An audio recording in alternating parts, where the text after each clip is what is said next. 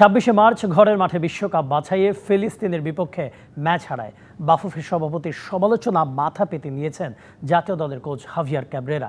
ছুটি কাটিয়ে ঢাকায় ফিরে আপাতত বিশ্বকাপ বাছাইয়ের শেষ দুই ম্যাচ নিয়ে পরিকল্পনা সাজাচ্ছেন এই স্প্যানিশ কোচ। অস্ট্রেলিয়া আর লেবানন ম্যাচ সামনে রেখে জাতীয় দলের ক্যাম্প শুরু হবে ১ জুন থেকে। ওই ম্যানেজমেন্টের টেকনিক্যাল মিস্টেকে আমার এই দুটা ম্যাচ এই রেজাল্ট হয়েছে। ২৬ মার্চ ঘরের মাঠে বিশ্বকাপ বাছাইয়ে ফিলিস্তিনের বিপক্ষে ভালো খেলেও শেষ মুহূর্তে হারের পর এমন মন্তব্য করেছিলেন বাফুফের সভাপতি। পেরিয়ে গেছে বেশ কিছুদিন, ছুটি কাটিয়ে ফিরেছেন জাতীয় দলের স্প্যানিশ কোচ হাভিয়ার ক্যাব্রেরা। গণমাধ্যমকে জানালেন কথা হয়েছে সভাপতির সাথে, মেনে নিয়েছেন সমালোচনা।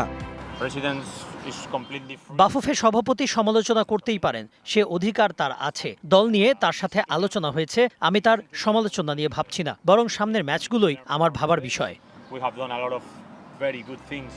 ৬ জুন ঘরের মাঠে অস্ট্রেলিয়া আর ১১ জুন কাতারে লেবাননের বিপক্ষে বিশ্বকাপ বাছাইয়ের ম্যাচ। তাই কোচ ক্যাব্রেরা বসে নেই, ঘুরে ঘুরে বিপিএল এর ম্যাচ দেখছেন ভেন্যুতে। তার ভাবনা জুড়ে এখন এই ম্যাচ দুটোতে ভালো করা।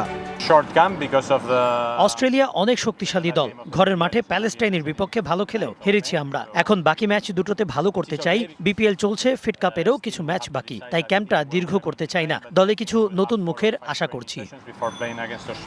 ২৯ মে বিপিএল শেষ করে ১ জুন ফুটবলারদের রিপোর্টিং, পরদিন ট্রেনিং শুরু করতে চান কোচ ক্যাব্রেরা। ৬ জুন অস্ট্রেলিয়ার বিপক্ষে ঢাকায় ম্যাচ খেলেই পরদিন যাবেন কাতারে, সেখানে ১১ জুনে প্রতিপক্ষ লেবানন।